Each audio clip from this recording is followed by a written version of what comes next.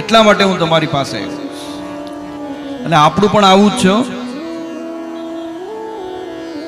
કોઈ માણસ આપણને મળે એટલે આપણે પૂછીએ કેમ છે, અરે બહુ મજામાં, આનંદ હો ભાઈ.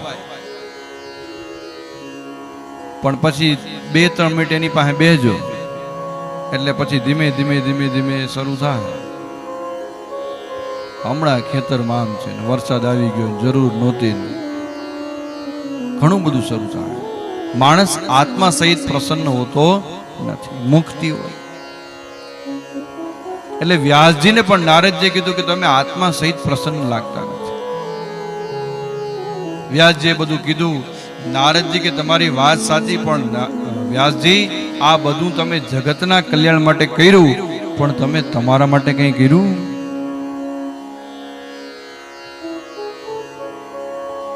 તમારા મનને પ્રસન્ન રાખવાનું હોય અને તમારા મનને પ્રસન્ન કરવાનું હોય તો એનું એક જ માત્ર સાધન છે, અને એ એટલે ભગવાન ગુણાનુવાદ, ભગવાન લીલા. તમે બધું કર્યું વ્યાસજી, પણ તમે અહીંયા ભગવાનની અનંત લીલાઓનું વર્ણન કર્યું છે. મનને અભિભૂત કરી નાખે.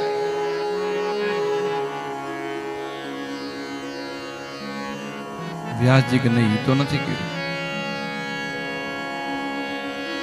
ભગવદ નામની અંદર જબરજસ્ત તાકાત છે. નારદજી કોઈ પણ જીવાત્મા છે એ ભગવદ નામથી તરી જાય.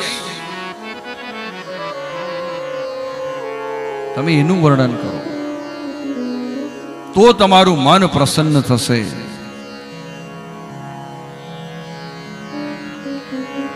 નારદજીએ કીધું કે વ્યાસજી, હું બીજા કોઈનું નહીં, મારું પોતાનું ચરિત્ર તમને સંભળાવું. સાંભળો. મારા પૂર્વ જન્મની અંદર હું દાસી પુત્ર હતો.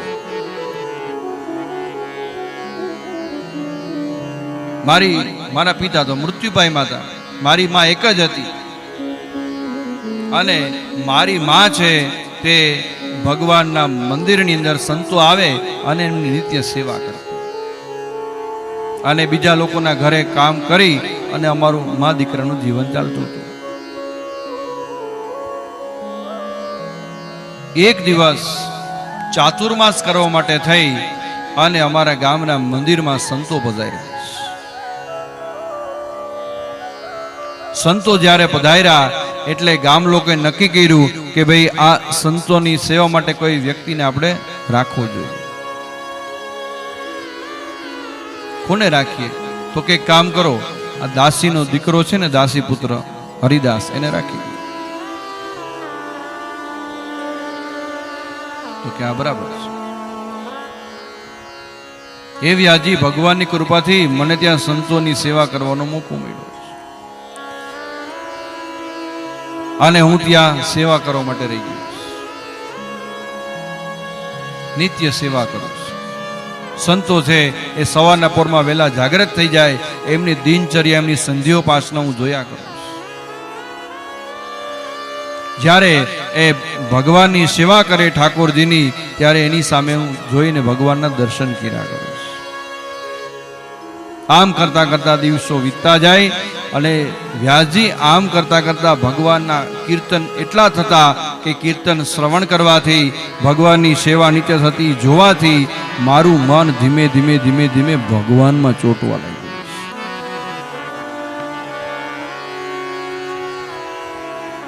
હવે મને કોઈ બાળક બોલાવવા આવે ને કે હાલ ભાઈ આપણે બહાર જવું છે, હું કહું ના, મને અહીંયા રહેવા દે. મારું મન ભગવાનમાં ચોટી ગયું. એક દિવસની વાત,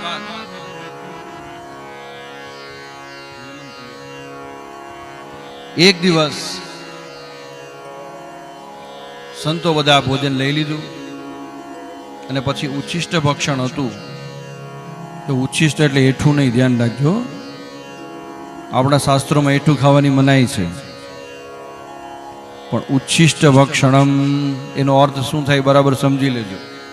કારણ કે આપણા શાસ્ત્રોની અંદર વાત એવી ગૂઢ છે કે જો એ સમજવામાં ન આવે ને તો અર્થનો અનર્થ કરી નાખે. આપણી ઘરે સંતો પધાર્યા હોય, મહેમાન પધાર્યા હોય અને આપણે એક તપેલીમાં દાળ કાઢી હોય અને દાળ બધાને આપી દીધી ને પછી છેલ્લે જે દાળ વધે ને એને ઉચ્છિષ્ટ કહેવાય. કોઈને આપ્યું હોય એઠું નહીં. એટલે એ ઉચ્છિષ્ટ ભક્ષણ છે એ મને દીધું અને મેં ખાધું. અને એ ખાવાથી, કારણ કે સંતો જ્યારે રસોઈ બનાવે ત્યારે રસોઈ પેલી વેલી ઠાકોરજીને ધરે. ઠાકોરજીને ધરેલી રસોઈ છે ને એ ભગવાનનો પ્રસાદ છે.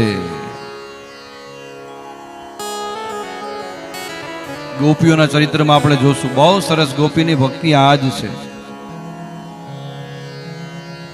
અને એ ભક્ષણ મેં લીધું અને ભગવાનની કૃપા મારા ઉપર થઈ અને મારા મન બુદ્ધિ એટલા પ્રફુલ્લિત પ્રકાશિત થયા કે હવે મને ભગવાન સિવાય બીજું કંઈ દેખાતું નથી.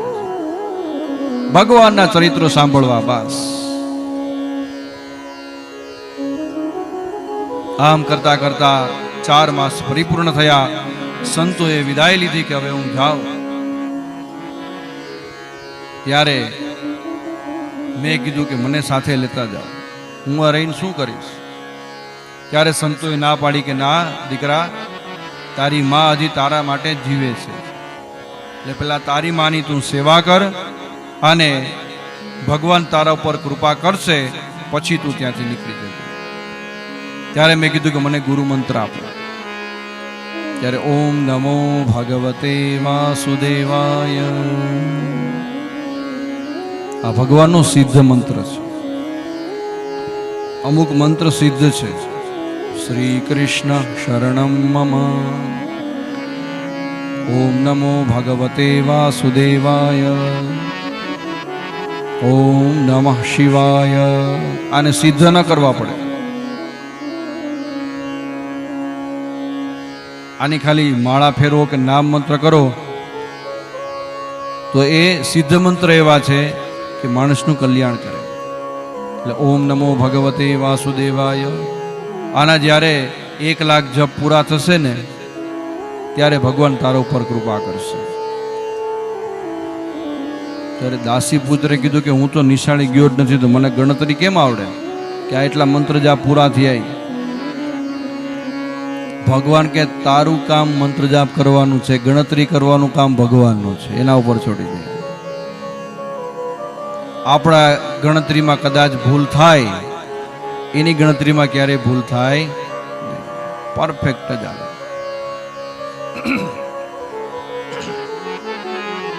ચિંતા કરમાં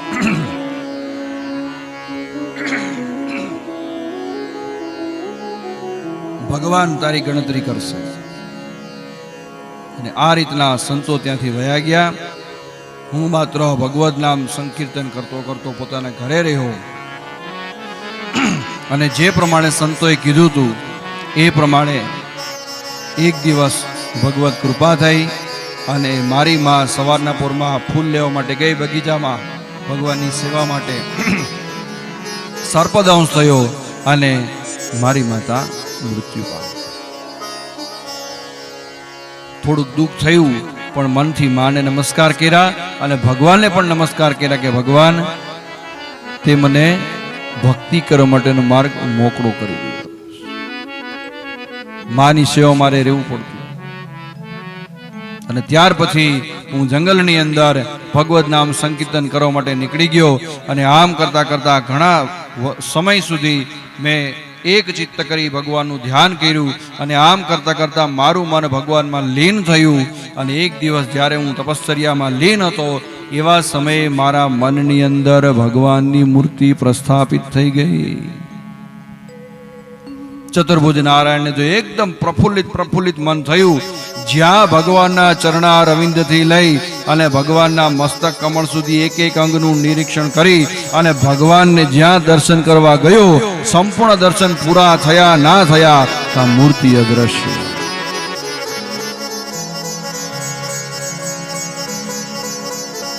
એટલો વ્યાકુળ થઈ ગયો, અરે ભગવાન હજી તો તમારા દર્શન પૂરા કર્યા નથી.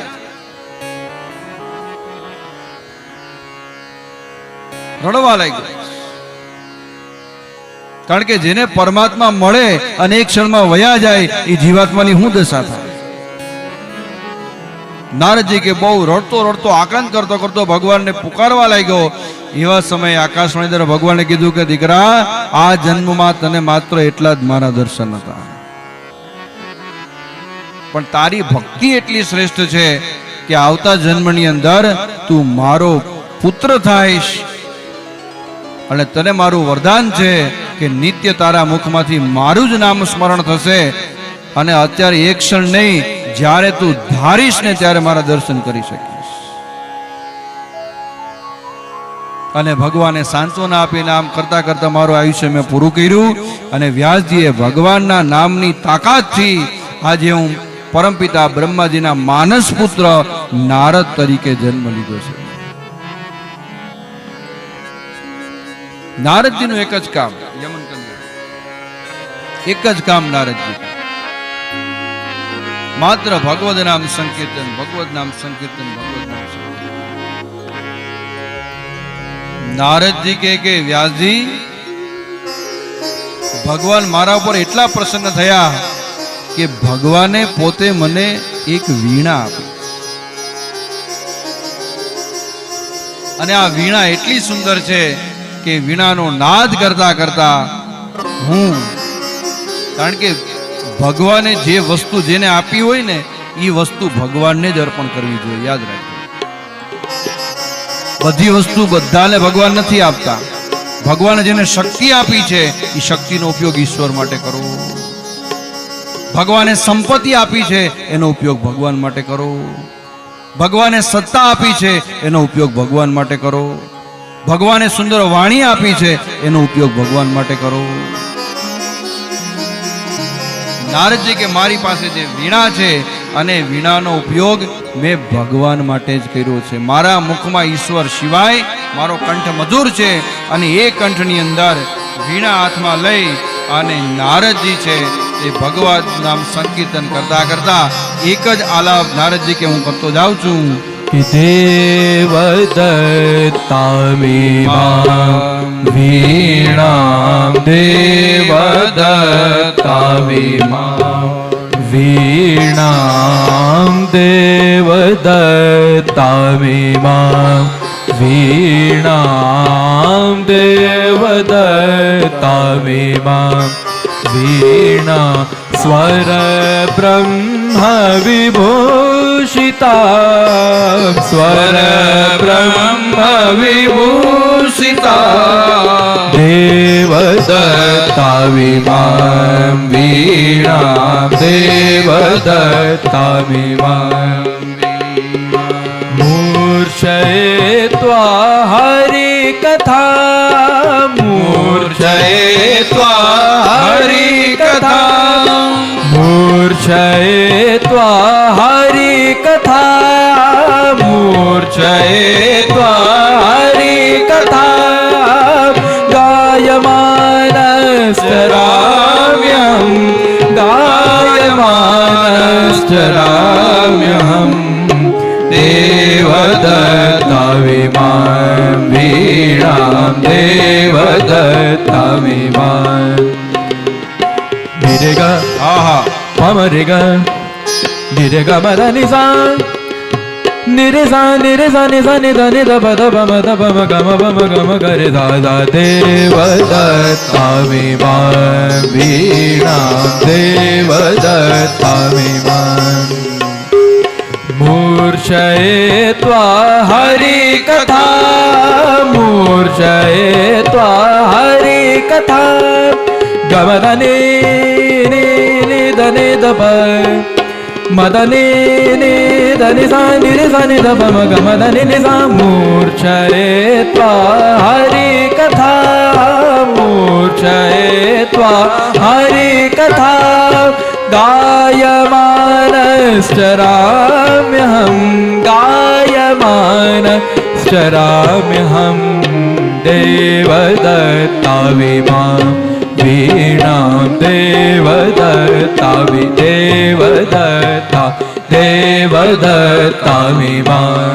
વીણાં.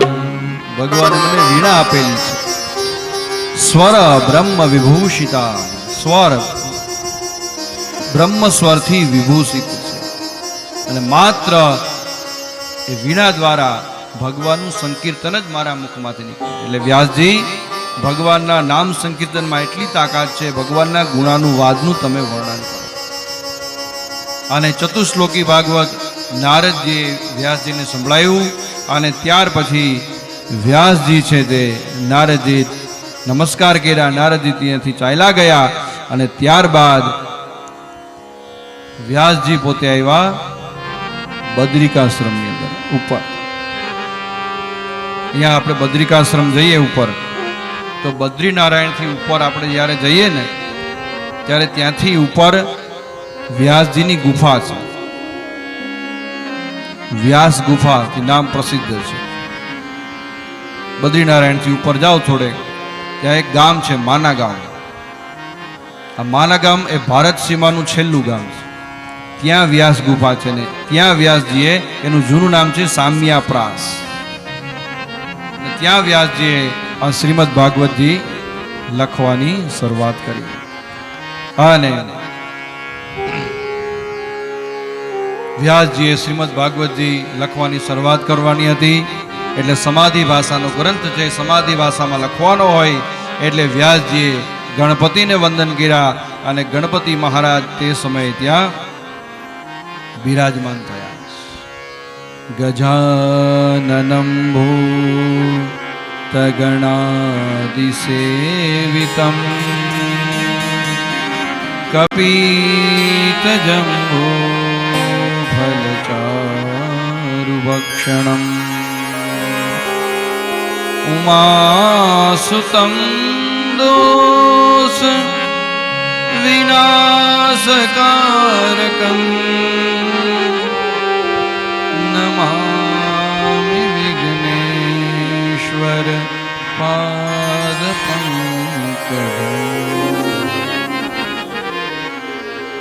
ગણપતિ મહારાજ બિરાજમાન થયા અને ગણપતિ મહારાજને લખવાનું કીધું અને વ્યાસજીએ ભગવદ કૃપાથી શ્રીમદ ભાગવતજીનો ગ્રંથ લખવાની શરૂઆત કરી. ગણપતિ લખતા જાય, વ્યાસજી બોલતા જાય.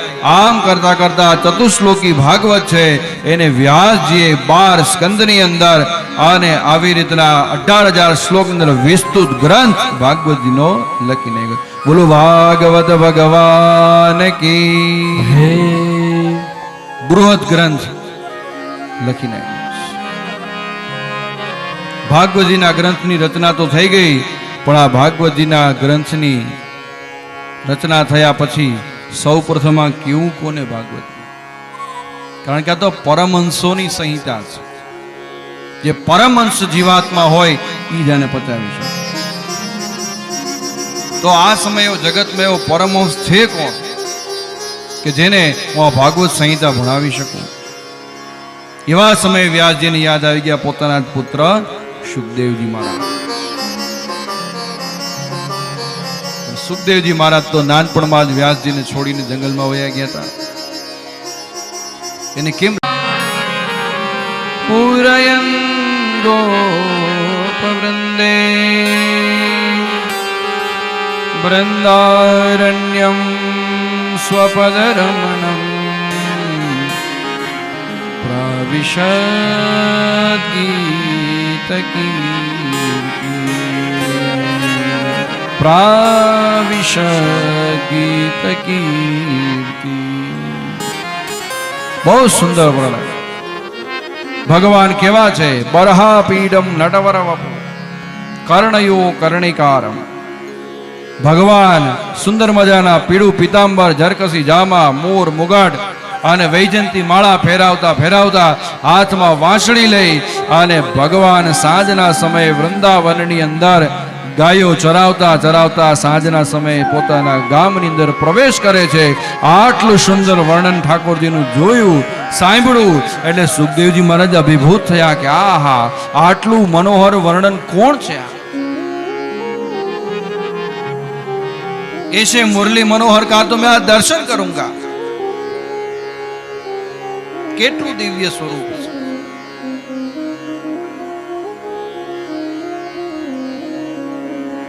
સુખદેવ સુખદેવજી મહારાજે ફરી પાછું પોતાના મનને વાળ્યું. સ્વરૂપ તો બહુ સુંદર છે, પણ સ્વભાવ કેવો છે એ ખબર નથી. સ્વરૂપ એટલું સુંદર છે કે મનને ખેંચી લે.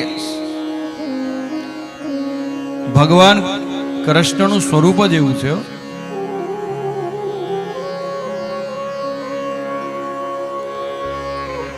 ભગવાનના પગ તમે જુઓ ને, ભગવાન ઊભા છે કઈ રીતના? ભગવાનના પગ ત્રાસા, ભગવાનની કેળ ત્રાસી, ભગવાનનું મુખ ત્રાસું, ભગવાનનું મુગટ ત્રાસું. અને ભગવાન રામને જુઓ તો સ્થિર. આપણું મન છે ને એ સ્થિર વસ્તુમાં ક્યારેય ખેંચાતું નથી. એટલે ભગવાન આપણા મનને ખેંચવા માટે થઈ અને ભગવાન પોતે ત્રાસા થયા. આપણા મન મત્સ્યને ભગવાને પોતાની સુંદર મનોહર મૂર્તિની અંદર ખેંચી લીધા. સુખદેવજી મહારાજ પણ વિચાર કરે કે સ્વરૂપ તો એટલું મનોહર છે, પણ સ્વભાવ કેવો છે એ તો ખબર નથી. સ્વરૂપ જોઈને આપણે એની પાસે જઈએ અને એનો સ્વભાવ કઠોર હોય તો કે અહીંયા શું આવ્યું તો હું કરું? એના કરતા આપણે બ્રહ્મનું ભજન કરો, આપણે ત્યાં જવું નથી. જેમ વિચારીને બ્રહ્મનું ધ્યાન કરવા ગયા ત્યાં પેલા શિષ્યોએ બીજો શ્લોક હતો એ રટણવાનું ચાલુ કરી દીધું. બરહા પીડમ નટવરવવો અહો બકીયમ સ્તનકાલકૂટમ જીગાંસયાપાય યદપ્ય સાધ્વી ગતિમ દાતૃચિતાંતતોન્યમ કમ વા દયાલુમ શરણં વ્રજે કમ વા દયાલુમ શરણં વ્રજે. આહા, અહો બકીયમ, બકી પૂતના કે જે ભગવાનને મારવાની ઈચ્છા લઈને આવી હતી, સ્તનમાં ઝેર ભરી, અને કૃષ્ણ પરમાત્માએ પોતાને મારવામાં આવેલી પૂતના છે એ પૂતનાને મારી નાખી. પણ ભગવાને એ રાક્ષસી હોવા છતાં, મારવાની વૃત્તિથી આવી હોવા છતાં ભગવાને જે ગતિમાં જશોદાને આપી એ જ ગતિ ભગવાને પૂતનાને પણ આપી.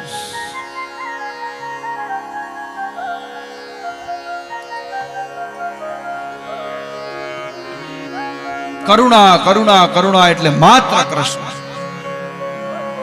વિચાર કરો કે જે રાક્ષસી છે, જે મારવાની વૃત્તિથી, ભગવાનને મારવાની વૃત્તિથી આવી હોય, અને ભગવાન એમાં જો દોષ ન જોવે તો હું આપણામાં ભગવાન દોષ જોવે?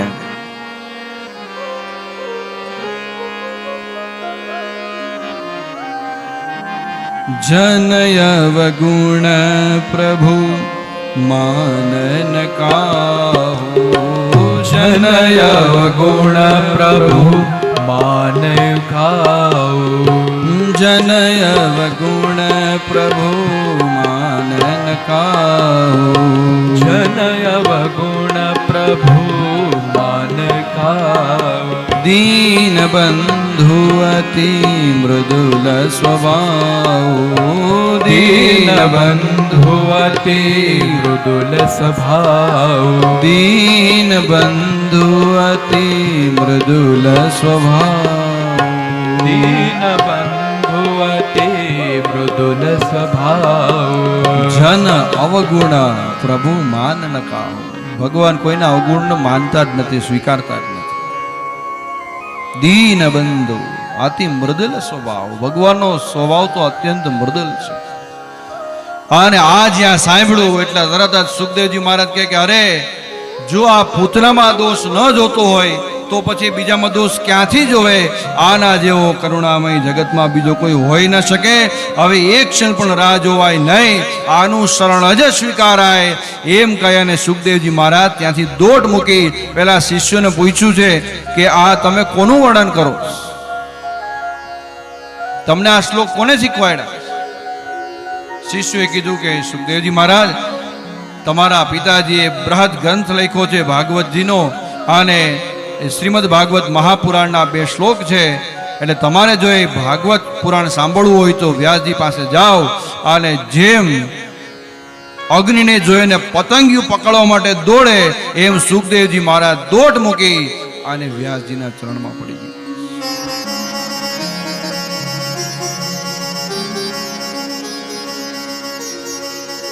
વ્યાસજીને બહુ આનંદ થયો. વ્યાસજી કે મારો પુત્ર 5-6 વર્ષની અંદર મને છોડી અને વૈરાગી થઈને નીકળી ગયો હતો, પણ આજે માત્ર મારી પાસે આવ્યું હતું, એનું કારણ શું? ભગવદ નામ. વ્યાસજી